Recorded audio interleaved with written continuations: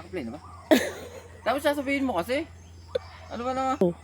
Hello guys. Welcome to my mini vlog. Anak ng tipa ko lang naman. Guys, welcome sa aking mini vlog. Ngayon mag-uhukay tayo ng luyang pula. Tingnan natin kung naglaman.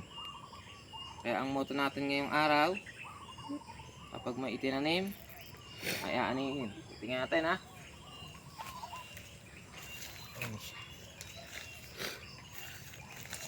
Napakatagal ko na to nang itinanim. Yan. Tingnan natin. Palagay ko wala halos laman to. Kaya isisipin na natin siya. Kaya sa container na lang natin siya ilalagay.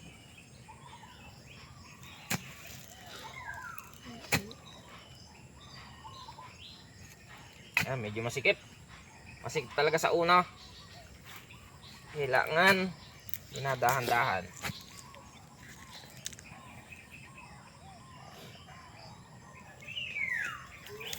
Bulate!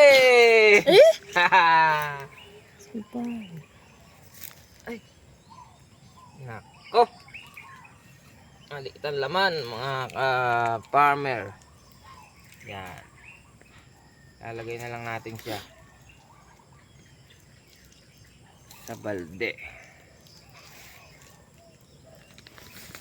Yan po.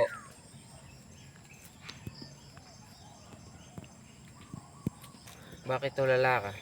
Bakit? Hindi naman ah. Tula. Ayun po. Nakakaisip na tayo kung ano gagawin natin sa luyang pula. Gagawa natin siya ng tula. Ayan po. Antayin niyo po yung gagawin nating tula dito sa luyang pula. Gagawa po natin siya ng tula. Nagka-idea kung ano gagawin dito. Pero itatanim pa rin po natin siya. Siyempre, kung bago ka sa aking mini vlog, huwag kayo alimutang mag-subscribe.